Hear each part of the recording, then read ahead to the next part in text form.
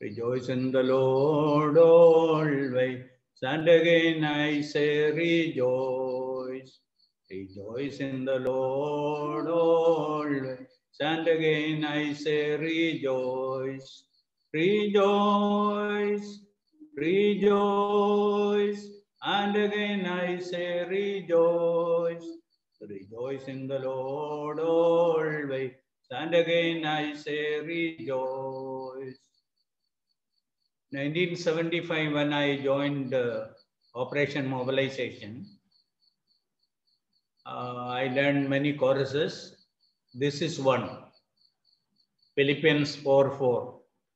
Rejoice in the Lord always, and again I say rejoice. आज का संदेश इसके आधार पर है और मैं इधर एक टाइटल भेजा, रिजॉइसिंग क्रिश्चियंस, और थोड़ा बदल के ये शीर्षक बदल के डालेगा तो 7 things which will make a Christian to rejoice. 7 बातें एक मसीह विश्वासी को आनंद करने के लिए प्रोत्साहन देते हैं। ले हम समझते हैं दुनिया में बहुत लोग दुखित हैं, उन लोगों के जीवन में बहुत कम आनंद अनुभव करते हैं। हम ऐसा एक दुनिया में विश्वासी होकर जीवन बिताते हैं, कभी कभी हमें भी दुखित करने वाला, निराशा में डालने वाला, हमारा आनंद को देने वाला बहुत बातें हमारे जीवन में आ सकता है, हो सकता है। ये सब बातों के बीच में एक मसीह विश्वासी, एक सच्चा Christian, how he can have a joyful life, how he can rejoice in life amidst various problems of life. अभी समझना है, पौलुस से फिलिपियों का पत्री में मैं गिन के देखा, कम से कम 13 बार ये शब्द रिजॉइस शब्द यूज किया है, और 2:17-18 में 4 बार हम थोड़ा पढ़ के देखेंगे। 2:17 और 18। यदि मुझे तुम्हारे विश्वास रूपी बलिदान और सेवा के साथ अपना लहू भी बहाना पड़े तो भी मैं आनंदित हूँ और तुम सबके साथ आनंद करता हूँ। वैसे ही तुम भी आनंदित हो और मेरे साथ आनंद करो। ओके, ये 2 कलम में 4 बार आता है रिजॉइस, आनंदित करो, आनंद करो, इसके बारे में। अभी समझना, पौलुस जेल खाने के अंदर है ये पत्री लिखते समय, और आज का जेल खाना और उस समय का जेल खाना में कुछ समानता नहीं है। बहुत तकलीफ वाला जगह है, और ऐसा जगह में रह के अपने जीवन को देख के बोल रहे हैं मैं खुद आनंद करता हूं, और दूसरों को देख के बोल रहा है तुम भी आनंद करो। और हमारा परिस्थिति कुछ भी हो, और हम खुद आनंद करना है, दूसरों को भी हम प्रोत्साहन देना है जीवन में आनंद करने के लिए। अभी इस कलम में फिलिपी 4:4 में हम आखिरी में आएंगे, उसके पहले हमको आनंद करने के लिए कुछ बातें मैं आपके सामने लाना चाहता हूं। ऐसा 7 बातें, 7 कलम हमारे सामने लाए। पहला कलम है लूका का सुवार्ता 10 का 17 और 20।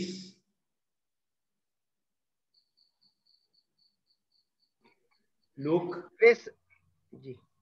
वे 70 आनंद करते हुए लौटे और कहने लगे, हे प्रभु तेरे नाम से दुष्ट आत्मा भी हमारे वश में है। 20 तो अभी इससे आनंदित मत हो कि आत्मा तुम्हारे वश में है, परंतु इससे आनंदित हो कि तुम्हारे नाम स्वर्ग पर लिखे हुए हैं।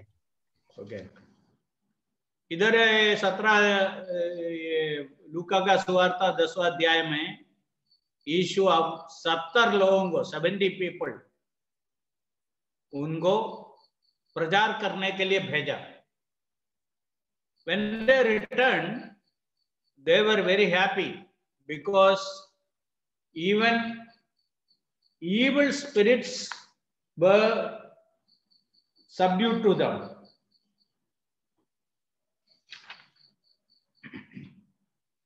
"70 returned with joy, saying, Lord, even the demons are subjected to us in your name."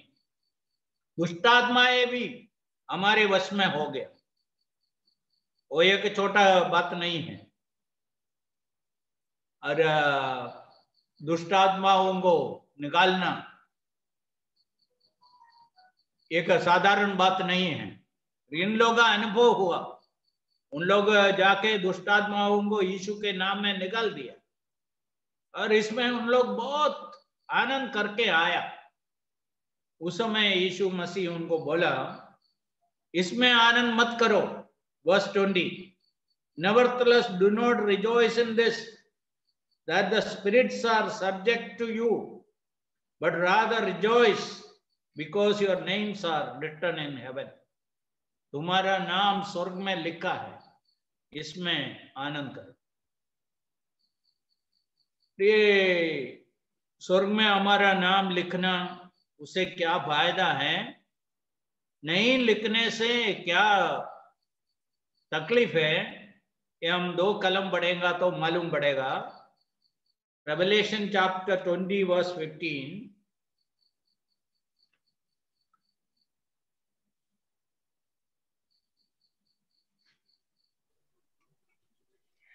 और जिस किसी का नाम जीवन की पुस्तक में लिखा हुआ न मिला, वह आग की झील में डाला गया। ओके, 21 में एक कलम है, वो भी ऐसा ही करते हैं।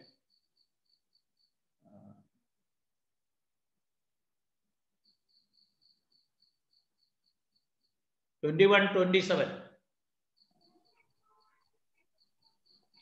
परंतु उनमें कोई अपवित्र वस्तु या घृणित काम करने वाला या झूठ का गढ़ने वाली किसी रीति से प्रवेश न करेगा, पर केवल वे लोग जिनके नाम मेमने के जीवन की पुस्तक में लिखे हुए हैं। ओके, इधर if your name is not found written in the Lamb's book of life, whoever that man is, however big he is, he will be cast into the lake of fire. नाम उधर नहीं होने से क्या तकलीफ है? नाम उधर होने से क्या फायदा है? इसलिए जब हम प्रभु यीशु मसीह पर विश्वास किया, हमारा नाम स्वर्ग में जीवन का पुस्तक में लिख लिया। और यीशु मसीह जब इस दुनिया में था, यीशु बोला है, यदि तुम दुनिया में रहकर, जगत में होकर मेरा नाम कबूल करेगा तो मैं तुम्हारा नाम स्वर्ग में पिता के सामने कबूल करेगा। इसलिए ये कबूल करता है, इतना नहीं है, हमारा नाम स्वर्ग में जीवन का पुस्तक में लिख जाता। हम सब जानते हैं, ये पंचायत में और म्युनिसिपैलिटी में एक व्यक्ति के साथ जोड़ के 3 मुख्य रजिस्टर है। Birth register, death register, marriage register. जिसका जन्म हुआ उसका नाम जीवन का जन्म रजिस्टर के अंदर आएगा, बर्थ रजिस्टर।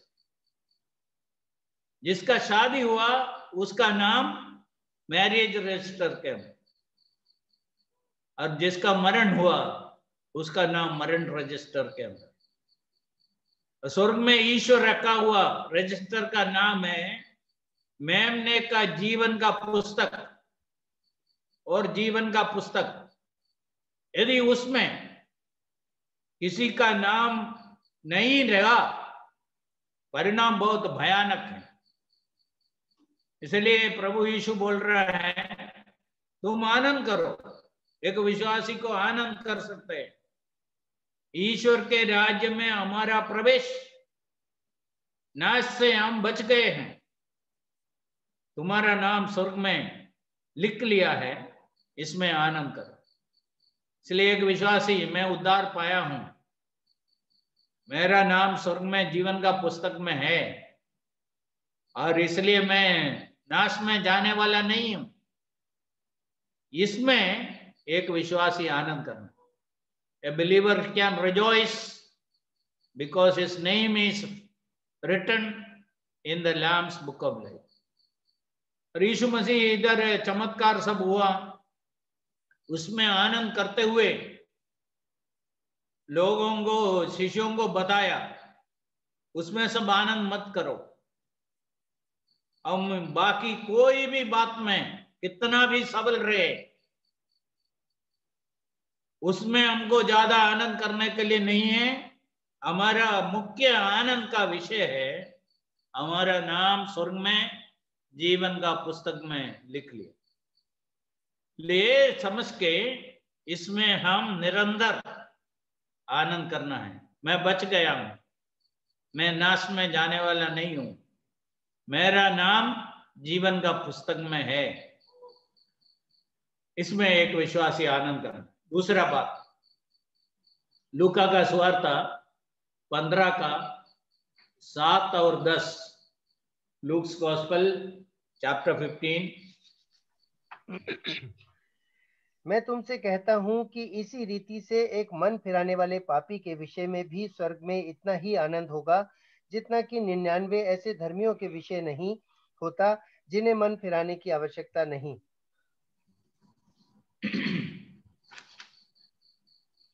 10 मैं तुमसे कहता हूं कि इसी रीति से एक मन फिराने वाले पापी के विषय में परमेश्वर के स्वर्गदूतों के सामने आनंद होता है। ओके, मन फिराने वाला एक पापी के विषय में स्वर्ग में आनंद होता है। स्वर्गदूतों के बीच में, स्वर्ग में बहुत आनंद है। इसलिए एक व्यक्ति मन भराया, प्रभु के पास वापस आया, अपना जीवन प्रभु के हाथों में दिया, ये स्वर्ग में बहुत आनंद होने का बात है। स्वर्गदूतों सब बहुत आनंद करते हैं। इसलिए एक व्यक्ति का उद्धार इतना छोटा बात नहीं है, इतना हल्का बात नहीं है। एक व्यक्ति इस दुनिया में रहकर ईश्वर के पास वापस आके जीवन प्रभु के हाथ में दिया और उद्धार पाया, बच गया, वो ऐसा छोटा बात नहीं है। उसके बारे में स्वर्ग में इतना आनंद है। एक विश्वासी बहुत पैसा इकट्ठा किया, बहुत बड़ा घर बनाया, इसके लिए स्वर्ग में कुछ आनंद नहीं होगा। स्वर्ग में आनंद होने का बात है, एक व्यक्ति नरक में हमेशा के लिए जाने वाला था, उधर से मुड़ के वापस प्रभु के पास आया, इसके कारण स्वर्ग में बहुत आनंद है। मन फिराना, इसका अर्थ क्या है मैं बताया था। इसका 3 अर्थ है। रिटर्न, से sorry and change of mind. इसी अध्याय से हम उस दिन देखा था, उडाऊ पुत्र जो बोला है, वर्स 18, 15 का 18। मैं अब उठकर अपने पिता के पास जाऊंगा और उससे कहूंगा कि पिताजी, मैंने स्वर्ग के विरोध में और तेरी दृष्टि में पाप किया है। 19 also, 19 also। अब इस योग्य नहीं रहा कि तेरा पुत्र कहलाऊं, मुझे अपने एक मजदूर के समान रख ले। ओके, इधर 3 बातें हैं। मैं जाऊंगा, मैं कहूंगा, मैं रहूंगा। I will go, I'll say, I will stay. So these three things are in repentance. Repentance is not just, feeling sorry only.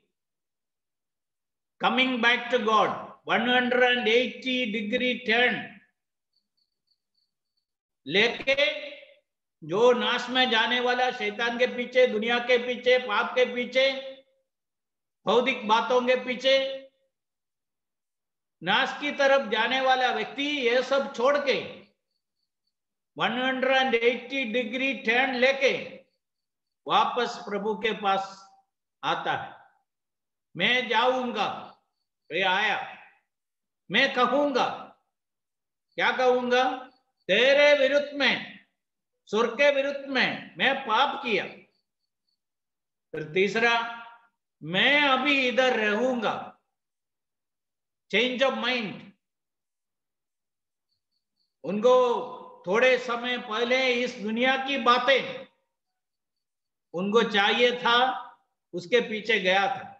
अभी बोला नहीं, वो सब मैं छोड़ दिया, अभी से मैं तुम्हारे पास रहूंगा। This is real repentance. जब एक व्यक्ति ऐसा पाप को छोड़ देता है, उसके प्रति स्वर्ग में बहुत आनंद है, स्वर्गदूतों के बीच में बहुत आनंद है। इसलिए एक एक विश्वासी समझने का है, कब मेरे बारे में स्वर्ग में आनंद हुआ। मुझको कोई भी पूछे, मेरा तारीख मैं बोल सकता हूं, 1973 अक्टूबर 10 मिडनाइट। वो 10 तारीख को हुआ, 11 तारीख को हुआ, मुझको मालूम नहीं, तो क्योंकि मेरे पास टाइम देखने के लिए कुछ साधन उस समय नहीं था। बहुत देरी हुआ था, रात में ये निर्णय किया। और मेरे बारे में स्वर्ग में उस दिन आनंद हुआ। मन भराने वाला एक पापी के विषय में स्वर्ग में इतना आनंद होता है। उसका उल्टा देख लो, मन नहीं भरने वाला एक पापी के बारे में स्वर्ग में बहुत दुख है। ईश्वर का हृदय को दुख देने वाला बात है। लोग मन भराने के लिए तैयार नहीं है, उनके पास आने के लिए तैयार नहीं है, उनका पाप को कबूल करने के लिए तैयार नहीं है, और ईश्वर के साथ बाकी जीवन जीने के लिए तैयार नहीं है। ऐसा लोगों को देखे ईश्वर के मन में बहुत दुख है। हम ईश्वर को धन्यवाद देते हैं, जितने विश्वासी लोग मुझको सुनते हैं उनके बारे में एक दिन स्वर्ग में बहुत आनंद हुआ।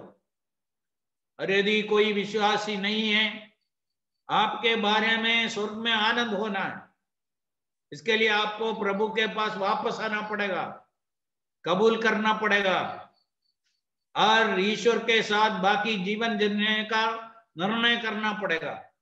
This is real repentance. God is calling you for that. Come back to me, confess your sins, change your mind, continue with me, rest of your life, start living with me. That is real repentance. Whenever a person does that, there is joy in heaven over such people. Next verse, Matthew's Gospel chapter 5 verse 12. Third reason for a Christian to rejoice. Matthew 5:12. तब आनंदित और मगन होना, क्योंकि तुम्हारे लिए स्वर्ग में बड़ा फल है, इसलिए कि उन्होंने उन भविष्यद्वक्ताओं को जो तुमसे पहले थे इसी रीति से सताया था। Matthew 5:11 and 12. धन्य हो तुम जब मनुष्य मेरे कारण तुम्हारी निंदा करें और सताएं और झूठ बोल बोलकर तुम्हारे विरोध में सब प्रकार की बुरी बात कहें। तब आनंदित और मगन होना, क्योंकि तुम्हारे लिए स्वर्ग में बड़ा फल है, इसलिए कि उन्होंने उन भविष्यद्वक्ताओं को जो तुमसे पहले थे इसी रीति से सताया था। 11 में जो बातें बोला है वो जब एक विश्वासी के साथ होते समय में स्वाभाविक है, हमको दुख होता है। हमारे विरुद्ध में झूठे झूठे बातें बोलते हैं, हमारा विरोध करते हैं, हमारा निंदा करते हैं, अपमान करते हैं, हमको कैसा लगेगा? बहुत दुख रहेगा। हम दुखित होंगे, निराशित होंगे। हम इतना प्रभु के लिए अच्छी तरह जिया, फिर भी देखो क्या लोग हमारे बारे में, हमारे विरुद्ध में बोलते हैं। उदाहरण के लिए कई बार मैं ऐसा सुनता हूं, ये लोग मुझको कई बार पूछा भी है, आपको सैलरी अमेरिका से डायरेक्ट मिलता है क्या?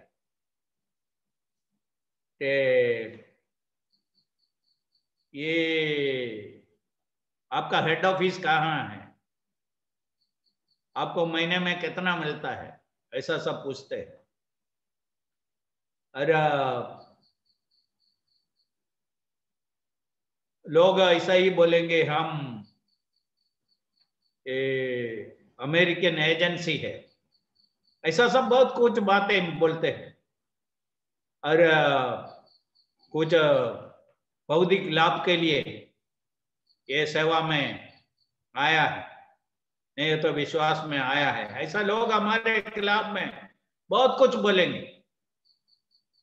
और ऐसा कुछ नया विश्वासी हमारे साथ आता है तो भी ऐसा बोलेंगे, वो जाके उनको बहुत पैसा दिया। तो मैं ऐसा लोगों को कभी कभी बोला, हम पैसा देने वाला नहीं है, लेने वाला है। हमारे विश्वासी लोग हमको पैसा देता है, हम नहीं, उनको नहीं देता। कभी कभी ऐसा जब बोलते हैं, सुनते हैं, हमको बहुत दुख होता है, वो स्वाभाविक है।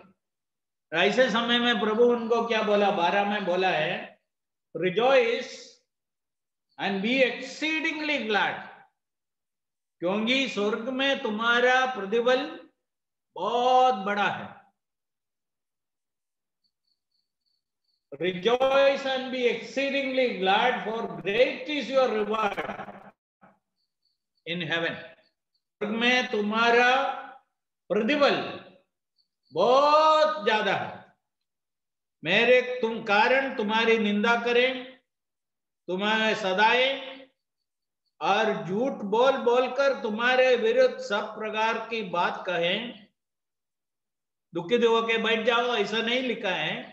आनंदित और महान हो, क्योंकि स्वर्ग में तुम्हारा प्रतिफल महान। इधर कुछ नहीं करके हमको स्वर्ग में कुछ इनाम मिलता है, प्रतिफल मिलता है। बाकी सब हम करेंगे तो मिलेगा।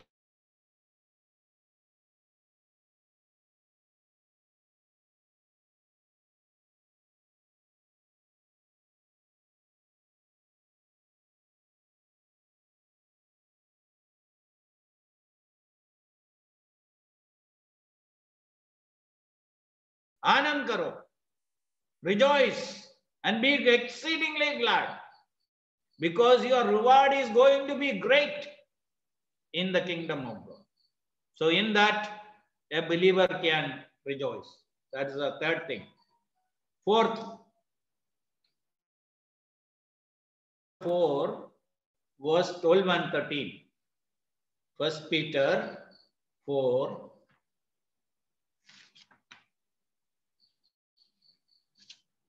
12 and 13. हे प्रियो, जो दुख रूपी अग्नि तुम्हारे परखने के लिए तुम पे भड़की है, इससे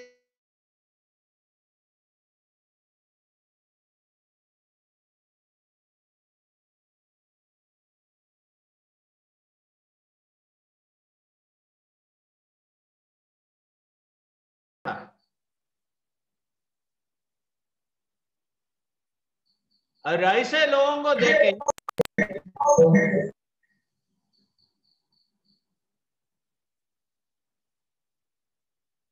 सुन सकते हैं? कोई प्रॉब्लम नहीं है, no issues, please go ahead. Okay. ऐसे लोगों को देखे पत्रोस बोलते हैं, तुम आनंद करो क्रिस्त का दुख में जब तुम भागी हो जाते हैं। As you are becoming partner partners in the suffering of Christ. He is rejected, despised, forsaken. The same thing is happening. You rejoice. अभी हम प्रेरितों का काम 11वां अध्याय में आएगा तो ऐसा तितर बितर होके यरूशलेम से भाग के अंत्योक्या में गया हुआ लोगों के बारे में पढ़ते हैं। उनमें से कुछ लोग अंत्योक्या में पहुंच गया, सब कुछ खो गया, सब कुछ नष्ट हो गया, अपना घर और जमीन और नौकरी सब छोड़ के भाग के उन लोग अंत्योक्या में आया।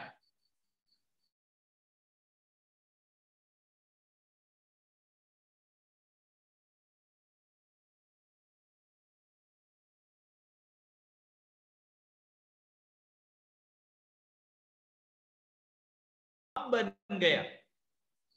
एक ऐसा हुआ, सदा गया हुआ विश्वासी लोग,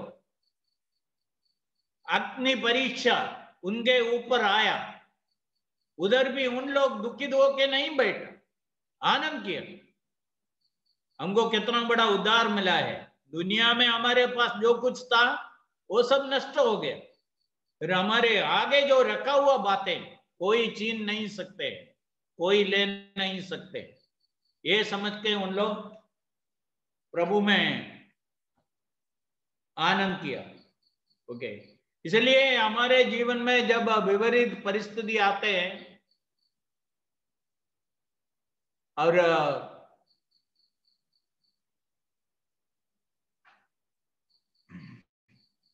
विपरीत परिस्थिति आते हैं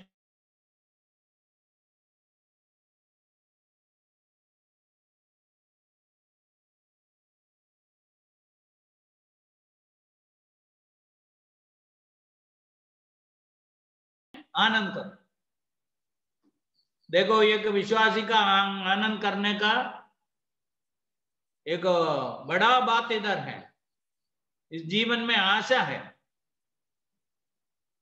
हम इस दुनिया से कहां जाने वाला है इसके बारे में हमको जानकारी है। अब दुनिया में दूसरे लोगों को पूछो, बाकी धर्म को सब छोड़ो, नामधारी क्रिश्चियन को पूछो मरने के बाद कहां जाएगा, आपको क्या जवाब मिलेगा? मुझको ऐसा बहुत लोगों से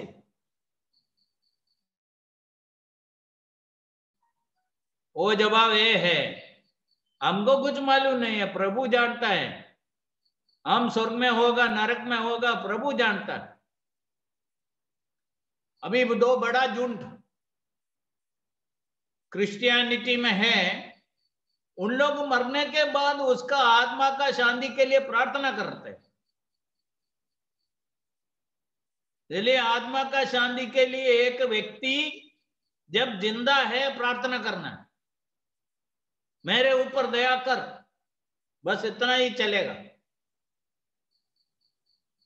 बाद में कुछ नहीं कर सकता है।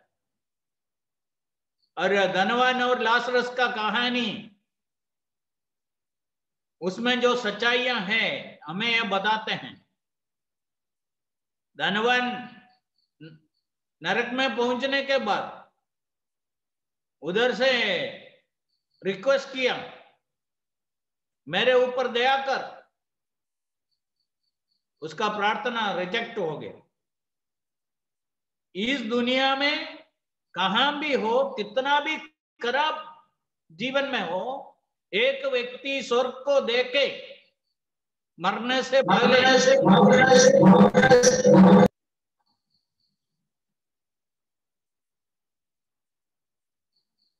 प्रार्थना कर सकते हैं। बराबर है क्या? यस अंकल, आवाज आ रहा है। Okay, in between some disturbance was there. Okay, इसलिए हम आशा सहित लोग हैं। पौलुस पहला तेसलोनी 4:13 में बोला है, तुम आशा रहित लोगों के जैसा दुख नहीं करना है, मरे हुए लोगों के बारे में, मरे हुए विश्वासियों के बारे में। तुम आशा रहित नहीं है, तुम आशा सहित है। हमारे जीवन में आशा है। हम इधर से कहां जाने वाला है? क्रिस्त में जितने लोग मरे हैं उन लोग कहां हैं? प्रभु के हाथों में उनका जीवन सुरक्षित है। ये हमारा आशा है। हमारा आशा है एक दिन प्रभु यीशु मसीह वापस आएगा, जैसा जो गाना हम गाया, When the roll is called up yonder, I'll be there. All the dead in Christ shall rise first, and we who are alive will be changed. We will be caught up together in the cloud to meet the Lord. Thus we shall be always with the Lord. This is Christian hope. Because of that we rejoice. Okay, sixth, Revelation chapter 19, 6 to 9. Revelation 19, 6 to 9. फिर मैंने एक बड़ी भीड़ का सा और बहुत जल का सा शब्द और गर्जन का बड़ा शब्द सुना, हालेलुया, क्योंकि प्रभु हमारा परमेश्वर सर्वशक्तिमान राज्य करता है। आओ हम आनंदित और मगन हों और उसकी स्तुति करें, क्योंकि मेमने का विवाह आ पहुंचा है और उसकी दुल्हन ने अपने आप को तैयार कर लिया है। उसको शुद्ध और चमकदार महीन मलमल पहनने का अधिकार दिया गया है, क्योंकि उस महीन मलमल का अर्थ पवित्र लोगों के धर्म के काम है। तब स्वर्गदूत ने मुझसे कहा, यह लिख कि धन्य है वे जो मेमने के विवाह के भोजन में बुलाए गए हैं। फिर उसने मुझसे कहा, ये वचन परमेश्वर के सत्य वचन है। तब मैं उसको दंडवत करने के लिए उसके पांव पर गिर पड़ा। उसने मुझसे कहा, देख, ऐसा मत कर। मैं तेरा और तेरे भाइयों का संगी दास हूँ, जो यीशु की गवाही देने पर स्थिर हैं। परमेश्वर ही को दंडवत कर, क्योंकि यीशु की गवाही भविष्यवाणी की आत्मा है। फिर मैंने स्वर्ग को खुला हुआ देखा और देखता हूँ कि एक श्वेत घोड़ा है और उस पर एक सवार है, जो विश्वास योग्य और सत्य कहलाता है, और वह धर्म के साथ साथ न्याय और युद्ध करता है। उसकी आंखें आग की ज्वाला है और उसके सिर पर बहुत से राजमुकुट हैं। उस पर एक नाम लिखा है जिसे उसको छोड़ और कोई नहीं जानता। वह लहू छिड़का हुआ वस्त्र पहने है और उसका नाम परमेश्वर का वचन है। Can you hear me? Yes, uncle. Yes, uncle. Okay. Actually, we needed only 6 to 9. इधर मैं 3 बातें दिखाना चाहता हूं। The bridegroom, Memna, then the bride is wife, that is the church, then the guest, verse 9, those who are invited for the marriage of the Lamb. यीशु मसीह जब मंडली को स्वीकार करेंगे, नया नियम का विश्वासियों को, बाकी पुराना नियम का सारे भक्त लोग उधर होगा। इस शादी में बड़े बड़े लोग आने वाले हैं, ऐसा समझ हो रहा है। उसमें चीफ मिनिस्टर आया, प्राइम मिनिस्टर आया, ऐसा बड़े बड़े लोग आया। अभी इधर एक शादी हुआ और उस शादी में एक एमएलए आया था इधर का। अरे वो जो लड़का का शादी हमारा विश्वासी ही है, उनका ये व्हाट्सएप में फोटो बदल डाला। एमएलए के साथ जो फोटो लिया है वो व्हाट्सएप में देख सकता है। उसके लिए सबसे मुख्य ये था, ये एमएलए उधर आया। ठीक है, अभी इधर greatest of all marriages, that is the marriage of the Lamb. The bridegroom is the Lord Jesus Christ, and the bride is the church. All the believers whose God saved from Pentecost to the rapture. Then all the guests, all the saints of God who lived in other times, they all will be there. So John is saying, the angel is saying, verse 7, let us be glad and rejoice, give him glory, for the marriage of the Lamb has come. प्रभु यीशु मसीह हमें स्वर्ग में उधर स्वीकार करने वाला है. हम उनके साथ बाकी जीवन जीने वाला है. हम इधर से उनके घर में जाने वाला है. यूहन्ना 14:1 से हम पढ़ते हैं, मेरे पिता के घर में बहुत जगहें हैं, नहीं है तो मैं पहले से तुमको कहता था, मैं तुम्हारे लिए जगह तैयार करने के लिए जा रहा हूं. तैयार करने के बाद मैं वापस आके तुमको स्वीकार करूंगा, ताकि जो जगह मैं हूं वहां तुम भी हो. The Lord Jesus is coming back to receive us. That expectation of his coming and that great reception we are going to receive there in heaven, it should be a great matter of rejoicing. So that is the fact which will make a believer rejoicing in this life. The last verse which we read in Philippians chapter 4 verse 4.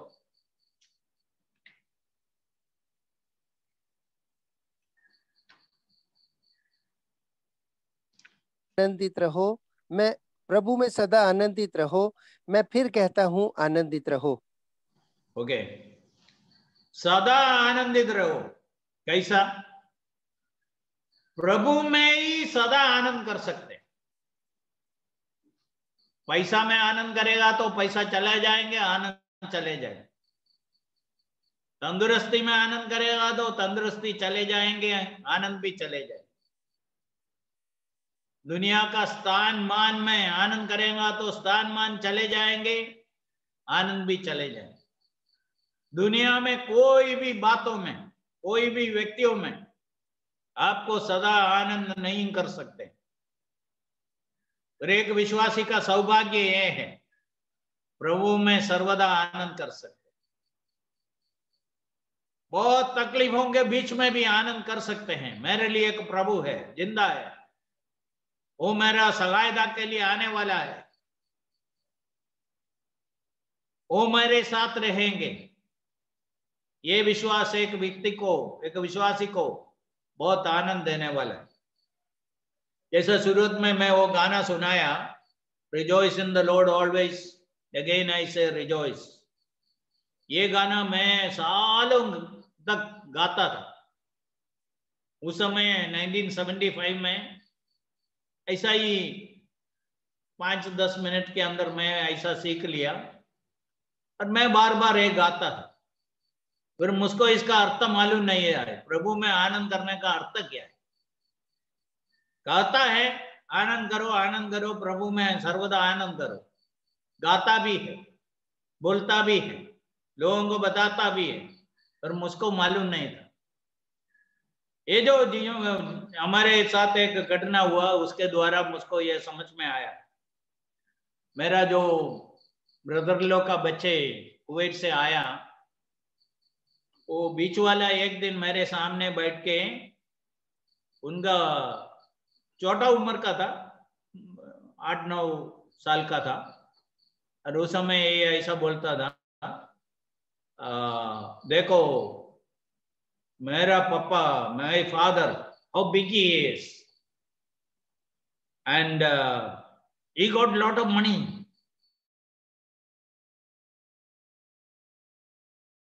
And my daddy's car is a Japanese car. ऐसा मेरे सामने बैठ के मेरे साथ उसका बाप को तुलना करके ये बच्चा बहुत आनंद कर रहा. उस समय मुझको ये फिलिपियंस 4 का अर्थ समझ में आया. जैसा एक छोटा बच्चा अपना बाप को देखे आनंद करते हैं, उससे कितना अधिक हमारा प्रभु कितना बड़ा है. वो सबका मालिक है, सबका सृष्टि करता है, सबको सब कुछ देने वाला है। वो मेरा प्रभु है, मेरा उद्धार करता है, मुझे संभालने वाला है, अंत तक मेरे साथ रहने का वायदा किया है। और प्रभु बदलने वाला नहीं है। और प्रभु में कितना गुण है, ये सब समझ के हम प्रभु में आनंद करना। इसलिए एक विश्वासी आनंद कर सकते हुए एक आखिरी बात है, हम प्रभु में आनंद कर सकते हैं। चाहे दुनिया का सब कुछ हमारे हाथ से चले जाएंगे, फिर भी प्रभु हमारे लिए रहेगा।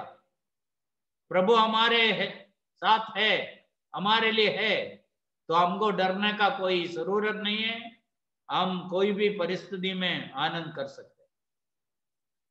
So these 7 verses, 7 truths can make us a happy Christian, a rejoicing Christian. So it is my